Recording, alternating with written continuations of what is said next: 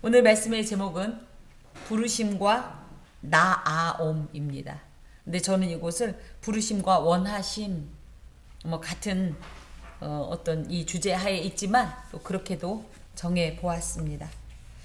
계속적으로 예수님께서 이제 갈릴리 지방의 가버나움에서 사역을 하시는 장면들이 이어지고 있습니다.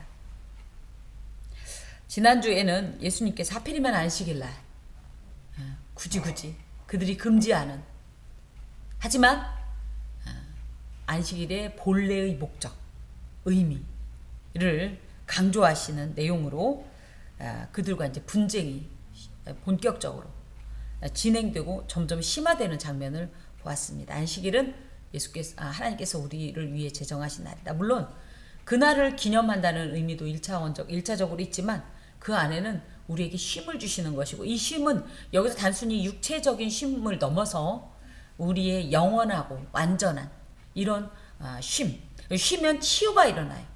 그래서 안식일을 지내고 나면 우리는 제대로 된 안식일을 지냈다면 치유와 회복이 임하는 겁니다. 그러면서 그 안식일은 어떤 날이다? 하나님의 모든 사역들이 응하는 날. 다른 날도 그렇지만 특히. 근데 그것을 오히려 올무로, 그래서 자꾸 죄인이라고 정죄하고 또 판단하여서 안식일의 본래 목적은 상실하고 자기들만의 어떤 룰에 따라서 사람들을 오히려 올무에 사로잡히게 하는 이들에게서 예수님께서는 사랑하는 당신의 백성들을, 자녀들을 해방시키려고 안식일의 주인 되심이 무엇이며 그날 할 일이 무엇인가, 하지 말아야 할 일에 집중할 것이 아니라 안식일에 해야 할 일에 집중해야 함을 말씀해 주셨습니다. 자, 이때에, 그리고 이후에 이제 일어났다라는 뜻이에요. 예수께서 기도하시러 산으로 가서 밤이 새도록 하나님께 기도하시고, 예수님께서 이 제자를 소명한 이 사도들을 부르신 것들은 복음서에 다 나와 있어요. 그럼에도 불구하고 예수님께서 기도하러 가셨다는 내용은 누가복음에만 기록되어 있습니다. 누가복음의 키워드라고 해서 대표적인 것이 뭐냐면 일단 성령에 대한 얘기를 많이 하고 그 다음에가 기도예요. 예수님께서 이제 기도하러 산에 가셨다, 이렇게 기록하고 있는데 왜 기도하러 산에 가셨을까 할 때 사실은 13절 때문이에요. 뭐예요? 그 제자들을 부르시고 택하여 사도라 칭하시기 위해서입니다. 예수님께서 이처럼 특히 중대한 사건을 앞둔 시점에서 기도하는 장면들은 누가복음에 종종 나타납니다. 우리가 이전에도 사실 있었지만 이런 내용을 통해서 더 좀 확인을 하고 앞으로도 좀 볼 수가 있습니다. 산으로 가사, 이게 구약적인 어떤 이 뉘앙스이기도 하고, 마태복음에서도 나오긴 하지만요, 이 산이라는 곳은 하나님을 만나는 어떤 특별한 특정 장소를 의미하는 거예요. 그래서 누가 산으로 갔다, 그럼 우리는 산으로 갔다, 그럼 어떤 생각할까요? 등산.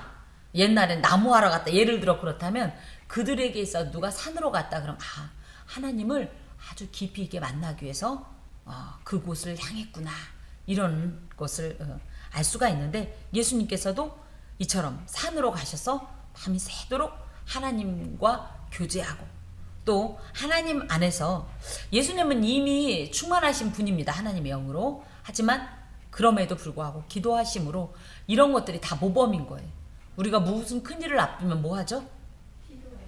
특히 예수 믿는 사람들은 기도로 준비한다는 표현을 하죠. 이런 모범을 예수님께서 보여주십니다. 한편 제자들을 부르시기 전에 이렇게 밤이 새도록 기도하다 보니까 밤을 샌 거예요. 밤새려고 기도한 건 아니고, 이 표현은 저 같은 사람한테 해당이 됩니다. 밤을 새우는 게 목적인 건 아니고, 그렇게 예수님께서 이 12사도들을 택하시기 전에 기도하셨다는 것은 그만큼 이 일이 기독교 역사에 있어서 굉장히 중요한 의미를 갖는다는 것을 뜻합니다. 그래서 밝음에 그 제자들을 부르사 그 중에서 12를 택하여 사도라 칭하셨으니, 여기서 잘 보셔야 해요. 예수님의 제자는 모두 몇 명일까요? 잘 보세요. 그쵸? 밝음에 그 제자들을 부르사 그 중에서 12. 그래서 물론 예수님과 이제 사도로 칭함받은 사람은 12명입니다. 우리는 보통 12제자 이렇게 표현하는데요. 이게 좀 맞기도 하고 안 맞기도 한 것이 12사도가 맞습니다. 정확한 의미에서는 여기 보니까 제자들 중에서 12를 불렀잖아요. 그럼 분명히 12 이상이었다는 얘기잖아요. 자, 예수님께서 왜 그럼 제자들을 부르셨을까? 사도행전 1장 21절 22절에 나옵니다. 어찌됐든 예수님의 공생의 기간 동안에 함께 동행하는 사람이었어요.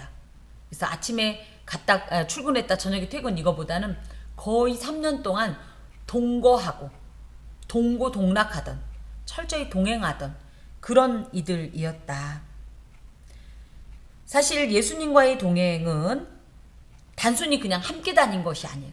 그 예수님의 삶을 통해서 예수님의 이 동행 과정에서 하나님의 이 사역 내지는 하나님의 뜻, 또 하나님의 사람으로서 어떻게 살아야 되는지 그 역사를 이루기 위해서 어떻게 행동해야 되고 어떤 이 마음으로 가야 되는지 이 모든 기준을 예수께로부터 배웠다는 뜻을 의미해요. 그래서 우리가 사도적 권위다 할 때 그냥 사도가 얘기한 거니까 받아들인 게 아니라 그 사도는 누구로부터? 예수께로부터 그 모든 것을 전수받은 거예요. 그걸 우리가 사도라는 어떤 또 통로를 통해서 전수받았다. 그래서 사도적 권위라고 할 때는 제2위이신 성자 하나님께로부터 전수받았다라는 의미를 가지고 있습니다. 또 예수님께서 이 제자들을 부르신 이유는 단순히 그냥 이 하나님 나라의 일만 가르쳐주고 끝나는 것이 아니라 실제적인 이 사도의 사역. 원래 예수님께서 성육신 하셨을 때 하나님 나라를 전파하시고 가르치시고, 그죠? 병을 고치셨던 이 모든 사역들을 제자들이 그대로 계승받아서 티칭, 프리칭, 힐링 이 모든 사역을 이행하도록 예수님이 부활하시고 승천하신 이후에도 그래서 복음을 증언하고 예수 그리스도의 이 부활하심의 산 증거가 되고 능력 있는 어떤 이런 계시를 위해서 그 일로 인하여서 또 교회가 세워지기도 하고 이 모든 목적을 위해서 사도들을 제자들을 부르셨습니다. 그 중에서 12를 택하여 사도라 칭했다 할 때 어찌됐든 이렇게 사도를 부르신 이유는 이제 조금 전체적으로 정리를 해보면 예수님의 사역 계승을 통해서 천국 복음을 온 땅에 확산시키기 위함이었더라. 예수님의 제자라고 할 때 우리가 그래도 12이라고 하는 것이 아주 틀린 것은 아닌 것이 그 중에서도 12명을 뽑았다는 면에서 하나님 앞에서 특별한 어떤 구별이었다. 또 특별한 선택이었다. 이렇게 우리가 이해할 수 있습니다. 여기에 택하여라는 표현이 있는데요. 이것은 예수 자신이 택했다는 거예요. 제자들이 내가 좀 제자 좀 한번 해보겠습니다 하지 않았고 예수님께서 콜링을 하셨다는 거예요. 소위 말하면 지명하는 것처럼 당신, 너 이렇게. 그래서 이 속에는 어떤 예수님의 택하심을 받은 제자 내지는 사도가 인간적인 특별한 어떤 기준이나 자격에 준하지 않는다. 그것은 의미 없다. 그냥 하나님이 택하신 거다. 그겁니다. 그래서 이것 안에는 우리가 그러므로 교만할 이유가 없다. 그냥 하나님께서 택하신 것이니까. 그러면 목회자들로 생각하면 목회자들만 그럼 아무 자격 없이 선택했냐? 아니다. 우리 모두에게 그리하셨다. 우리가 무슨 하나님 앞에 특별한 공로가 있고 자격이 있는 자 아니지 않습니까? 하나님께서 일방적으로 그저 우리를 선택하셨다. 이렇게 이야기할 수 있습니다. 여기에 이제 택정이라는 표현을 이제 택하셨다라는 말에 이제 쓸 수가 있는데요.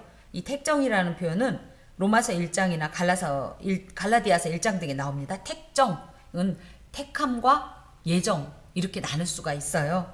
뭐 굳이 또 나눈다라는 것이 또 어떤 의미가 있나 하긴 하지만 어찌되었든지 하나님께서 택하셨어요. 근데 그 택하신 건 그냥 그 자리에서가 아니라 사실은 창세전에 이미 예정되어 있었던 일이다 이거죠. 왜 그럼 하나님께서 우리를 택하실까 할 때 첫 번째 거룩하고 흠이 없게 하시려고. 이 내용이 에베소서 1장 3절에서 6절에 나와 있습니다. 거룩하고 흠이 없게 하시려고. 아까 거룩하다는 것이 뭐였어요? 우리 자신은 거룩할 수 없지만 하나님의 사람으로 이미 신분의 전적 변화가 있는 이들에게는 하나님께서 거룩을 요구하십니다. 그래서 이 거룩을 온전히 이행함으로 말미암아 우리가 흠이 없을 수는 없지만 그래도 최선을 다해서 거룩한 아버지의 길을 걷게 하시려고. 또 예수 그리스도로 말미암아 자기의 아들이 되게 하시려고.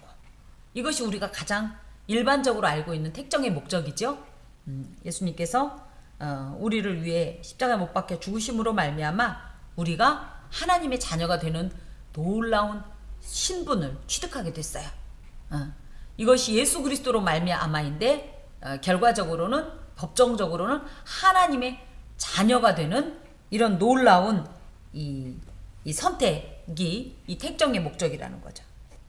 더하여서 나아가서 그렇게 택정함을 받은 자들은 예수 안에서 우리에게 거저주신 하나님의 은혜의 영광을 찬송하게 하시기 위해서 이 백성을 내가 지었나니 찬송하게 하려 함이라 하신 것처럼 우리가 하나님의 하신 일들을 찬송하게 하기 위해서 우리를 택정하셨다. 이처럼 하나님의 부르심, 즉 택정과 예정 안에서는 전적인 하나님 아버지의 뜻과 섭리만 있을 뿐이에요. 그래서 이걸 가지고 교만할 것도 자고할 것도 그렇다고 해서 부담스러워요, 거부하거나 부정할 것도 없다. 오직 그 부르심에 순종하는 것뿐이다. 근데 저는 이런 말씀을 전하면서 참 부끄러운 것이 하나님의 이런 일방적인 선택을 제가 거부할 수 있다고 생각해서 함부로 거부를 해봤던 거예요.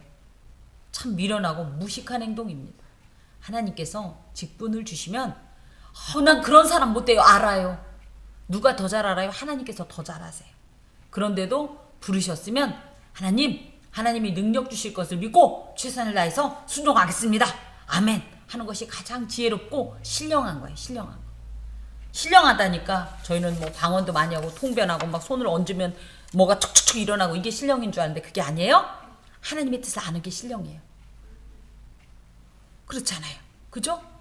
그래서 우리가 하나님의 뜻 안에서 순종하는 것이 이 하나님의 부르심에 대한 합당한 태도입니다. 여기에 사도라는 표현이 또 있는데요.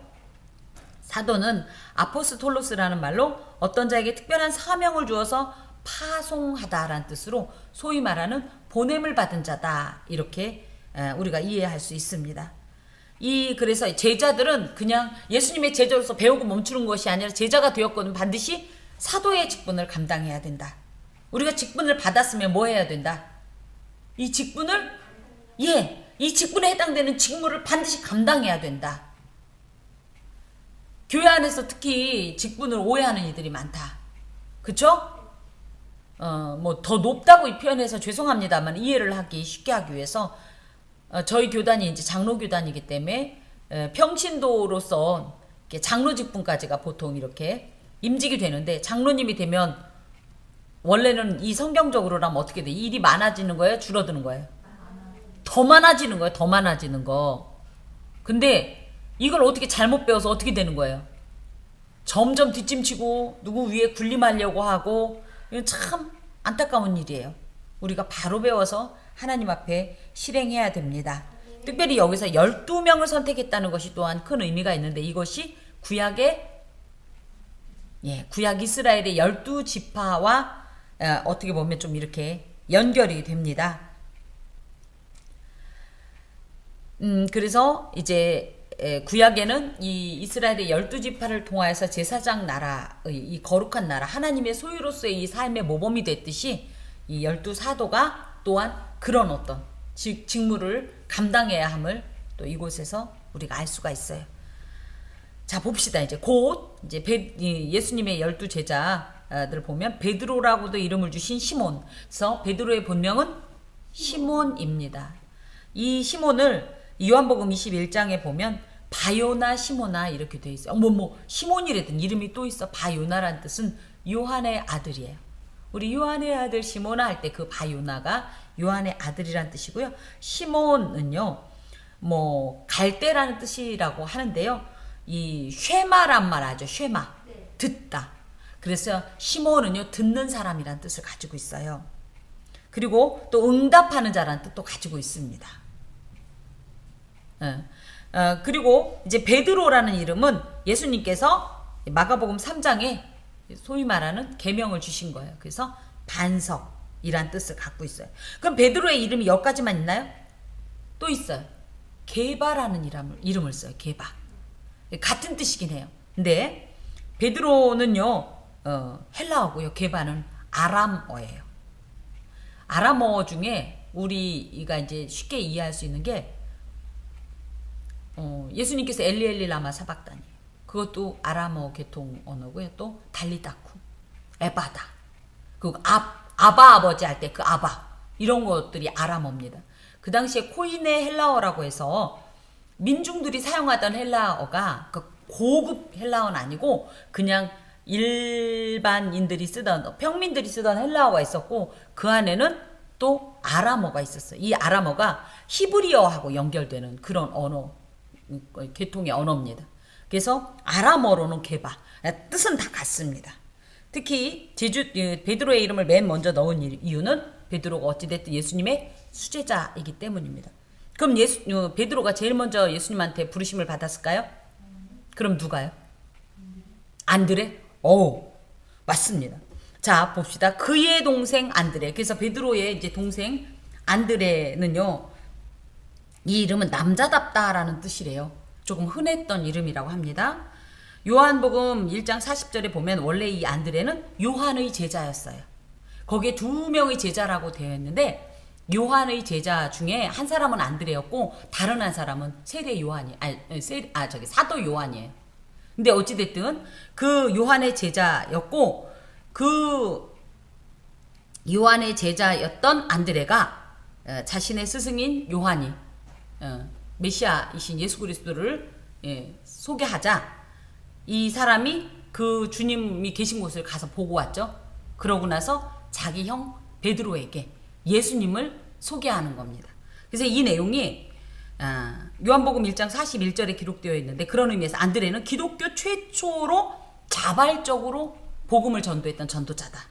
그리고 방금 우리 집사님 말씀하신 대로 최초의 예수님의 제자가 됩니다. 물론 이제 요한도 포함은 되지만 어찌됐든 안드레를 예수님의 최초의 제자라고 보통 이해한다고 해요. 이 안드레는 헬라와 소아시아 등지에서 복음을 전하다가 십자가에서 순교한 것으로 전해집니다. 베드로도 순교했죠. 쿠오바디스 기억하시죠?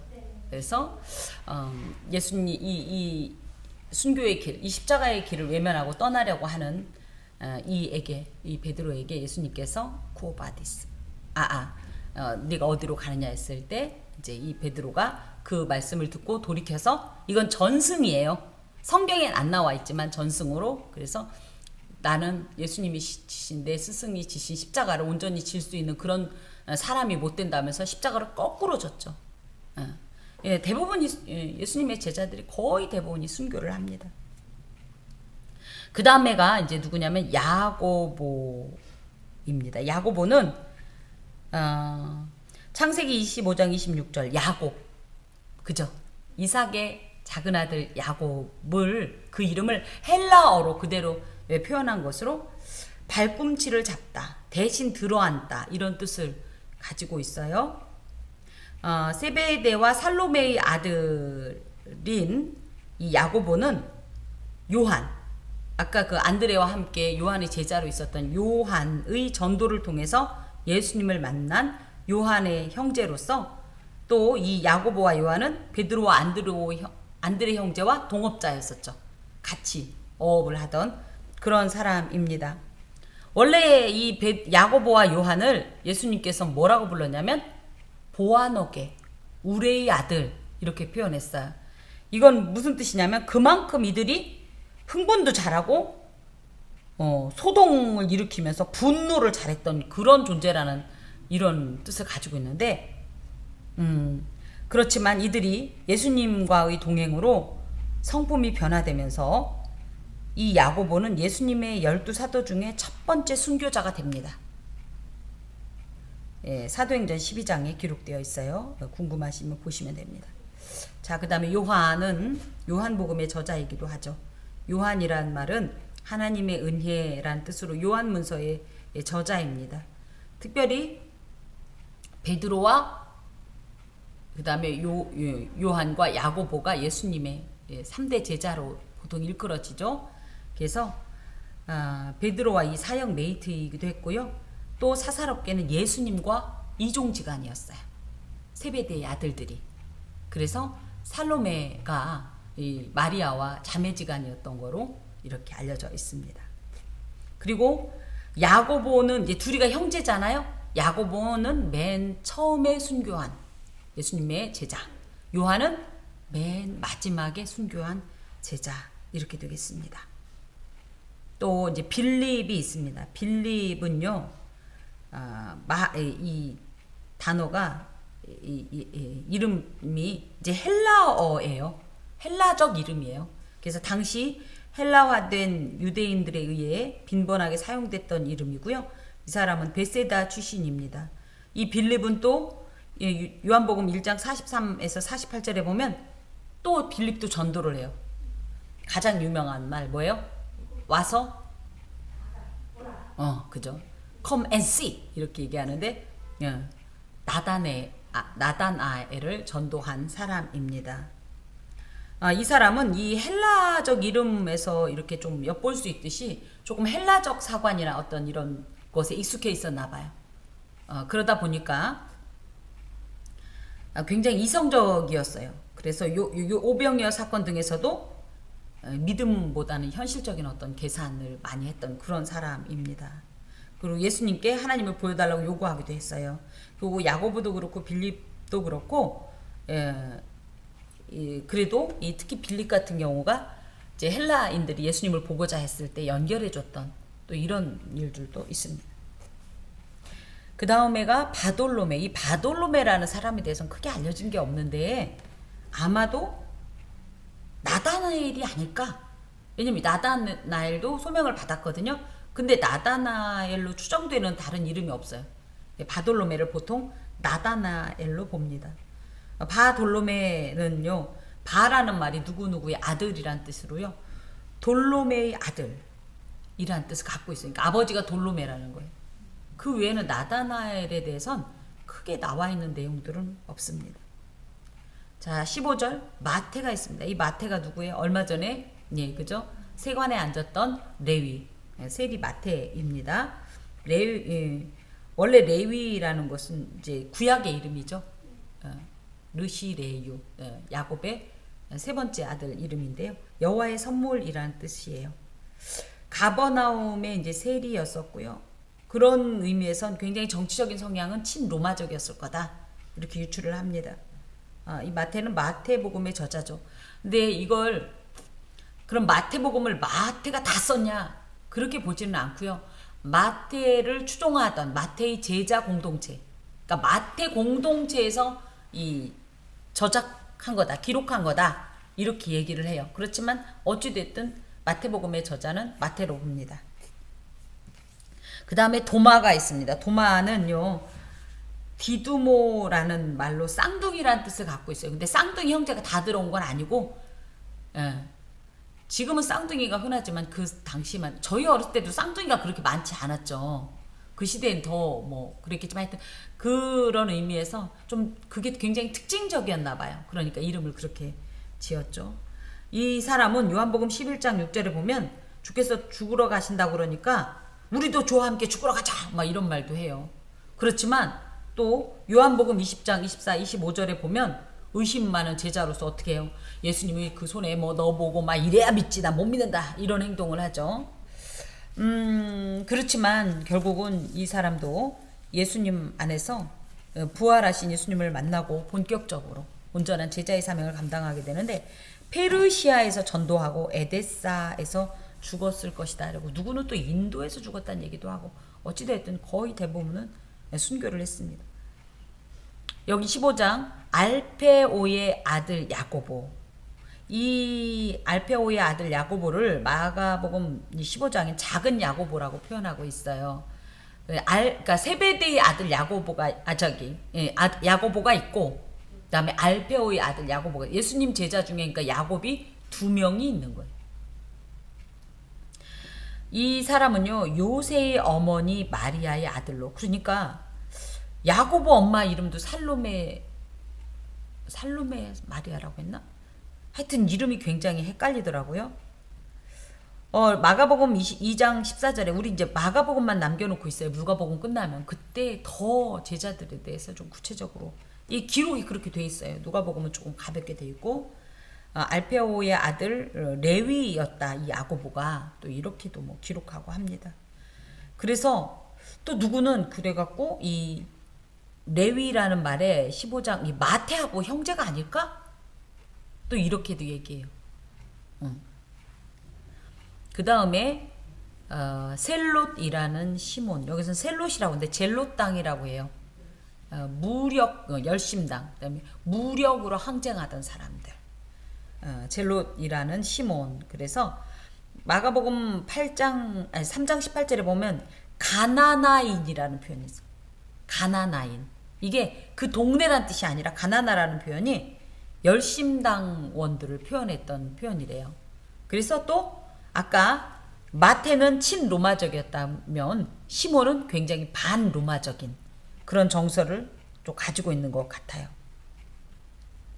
그 다음에 야고보의 아들 유다 그러니까 또 유다도 2명이에요. 유다라는 말은 찬송이라는 야곱의 시래요. 넷째 아들 뭐 칭찬한다는 뜻을 갖고 있고요. 이 사람을 마태복음 10장에서는 다데오라고 표현합니다. 다데오. 굳이 이렇게 유다인데 야고보의 아들 유다라고 표현한 것으로 봐서 아마 가롯 유다랑 구분하려고 그렇게 한 것이 아닐까. 자, 가룟 유다가 있습니다. 가룟 유다에서 가룟은 이 사람의 성도 아니고요. 아버지 이름도 아니고요. 가룟 사람이란 뜻이에요. 유다라는 이름은 똑같이 찬송이라는 뜻입니다. 하나님을 찬송해야 되는 이 귀한 이름 속에 이런 지은 어떤 이름과 전혀 반대로 행동했던 면에선 참 아이러니한 이런 모습을 보게 됩니다. 가룟이라는 말 속에는요 또 나머지 11명은 다 갈릴리 출신이에요. 그런데 이 유다만 가룟 사람이에요. 그래서 지역적으로 조금 어느 곳이든지 지역적인 이런 감정들은 있습니다. 조금 그런 게 있지 않았을까 하고요.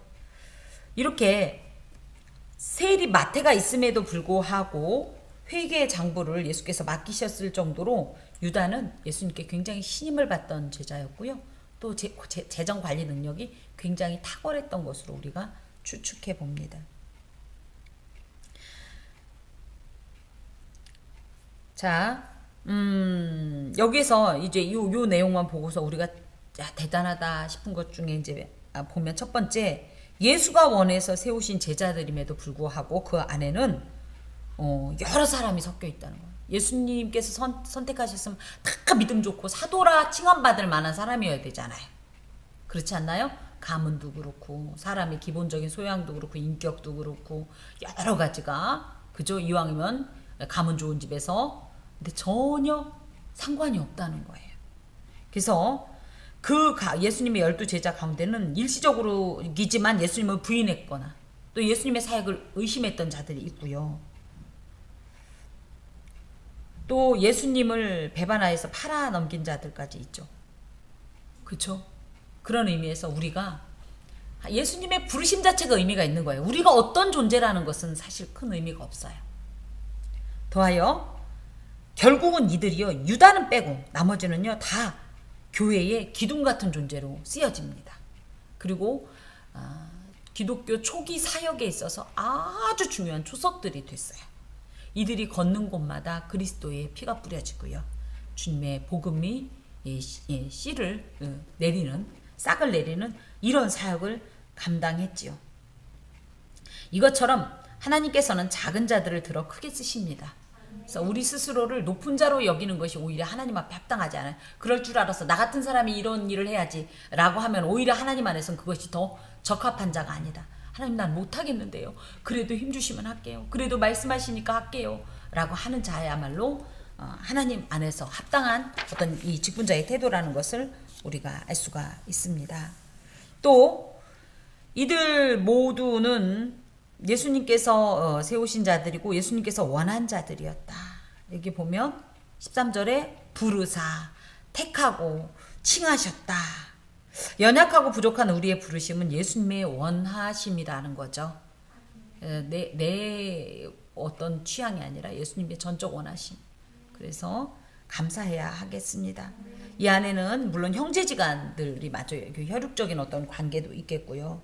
또 상반된 이데올로기, 또 지역적인 부분.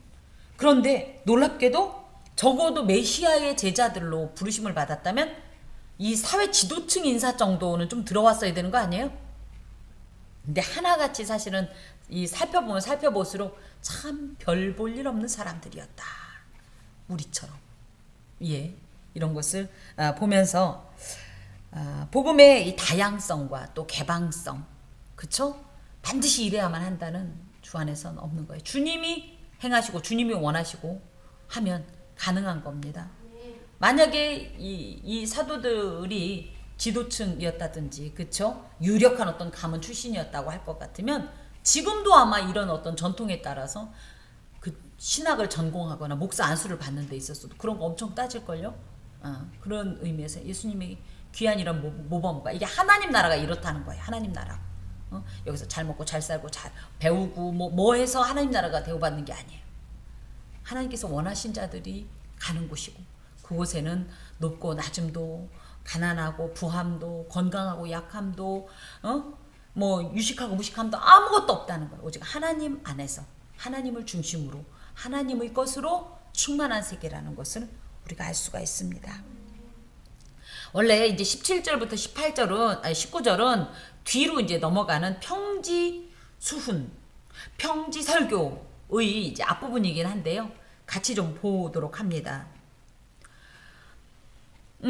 예수께서 그들과 함께 내려오사 이제 이렇게 그 제자들을 부르셨다는 거는 이 평지에 있던 제자들을 산으로 부르셨다는 어떤 그런 그림을 갖게 된다면 그 모든 사역, 그 사도직을 임명한 걸 마치고 그들과 함께 다시 평지로 오셨다는 것을 의미해요. 근데 여기가 이제 평지라고 할 때 우리는 보통 평지 그럼 어디를 생각할까요? 뭐 평평한 어떤 평야지대. 그런데 사실 이스라엘의 평지의 개념은 조금 다릅니다. 텔이라고 해요. 텔레비전 할 때 그 텔. 그래서 완만한 구릉지대라고 해서요. 이곳을 산이라고도 했고요. 사실 이곳에는 그나마 조금 많은 사람들이 좀 이렇게 앉아서 무언가를 할 수 있는 그런 곳이에요. 그래서 평지로 내려오셨다고 하니까는 내려오서 평지에 섰다고 하니까 마태복음 5장의 산상수훈과 전혀 다른 말씀이냐 한데 사실은 그렇지 않아요. 말은 여기에 누가복음을 평지수훈이라고 하지만 위치는 아마 같은 곳일 거다. 그래서 같은 곳에서 전하신 말씀인데 마태는 마태의 관점으로 누가는 누가의 관점으로 예수님의 이런 주신 말씀들을 정리해서 기록한 것으로 이렇게 우리가 이해할 수 있습니다. 자, 그랬더니 그 제자의 많은 무리와 그러니까 13절에 보면 그 제자들이 있고요.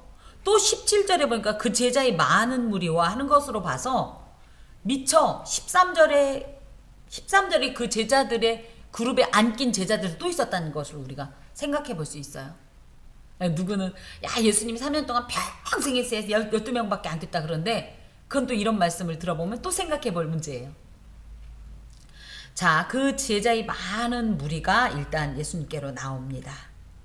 이 목적은 뭐냐? 예수님의 말씀도 듣고 누구 말 맞다나? 병도 고치고 은혜도 받고 많은 그리고 병 고침을 받으려고 이렇게 예수께로 나왔는데 그 나온 이들은 지역적으로 유대 사방 그래서 유대 지역 하면 조금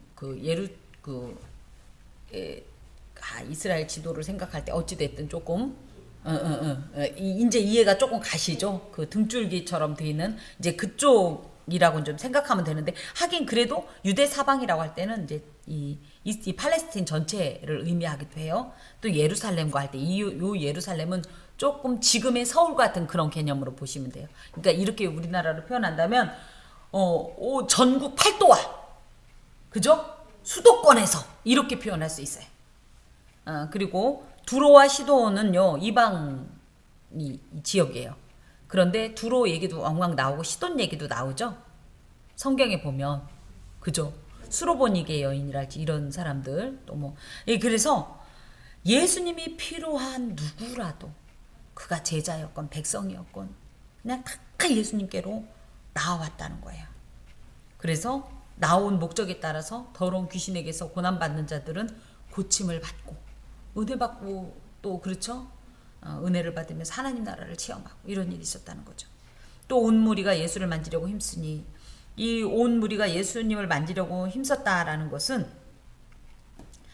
당시 예수를 시기하고 배척하던 유대 종교 지도자들과 달리 예수님을 열광적으로 환영하고 예수님을 만나고 싶어서, 예수님을 체험하고 싶어서 노력하면서 갈급한 마음으로 나아왔다. 그 예수님을 찾았다. 예수님을 향했다. 이런 의미를 가지고 있어요.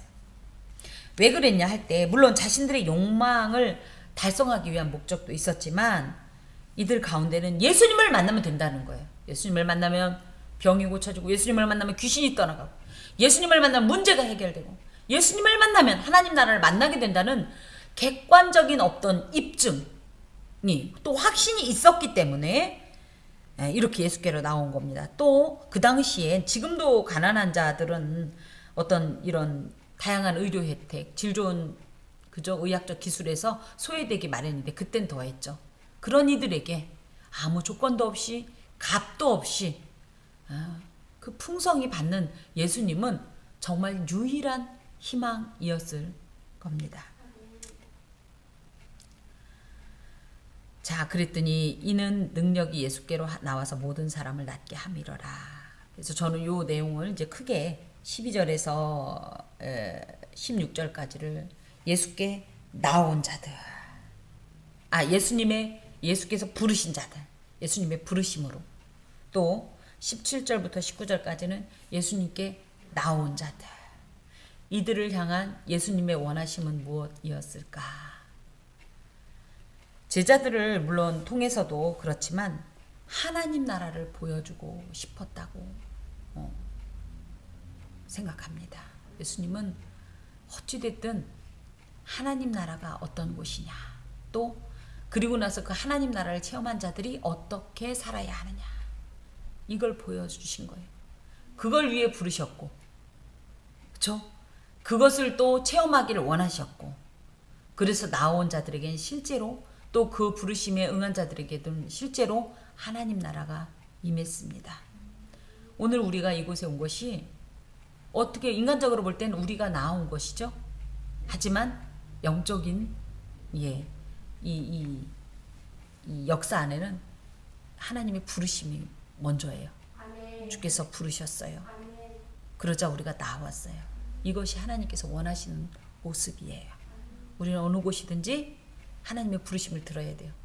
그리고 그 부르심에 순종해야 돼요. 어떤 모습으로든지 하나님 나라의 일을 위해서, 그리고 그 일을 향하여 나아가야 돼요. 하나님께서 원하시는 것을 그리고 이루어 드려야 해요. 우리의 삶이 주님의 부르심과 주님의 원하심 가운데로 나아가는 그런 삶이 되시길 간절히 권합니다. 기도합시다. 주님 감사합니다. 우린 주께서 부르시기 전엔 아무것도 알지 못하는 눈먼 자였습니다. 듣지 못하는 자였습니다. 알지 못하는 자였습니다. 하지만 주께서 부르심으로 하나님의 원하심을 알게 되었고, 또 나오게 하시어서 하나님의 좋은 것을 또 행하게 하시니 감사합니다. 듣고 배운 바에 따라 행하게 하여 주시고, 그리하여 한 주간도 또 우리의 일생, 전 일생이 주님의 뜻 안에서 하나님 나라로 살게 하여 주옵소서. 예수 그리스도의 이름으로 기도하오며, 여호와는 내게 복을 주시고 너를 지키시기를 원하며, 여호와는 그의 얼굴을 내게 비추사 은혜에 베푸시기를 원하며, 여호와는 그 얼굴을 내게로 향하여 드사 평강 주시기를 원하노라. 아멘.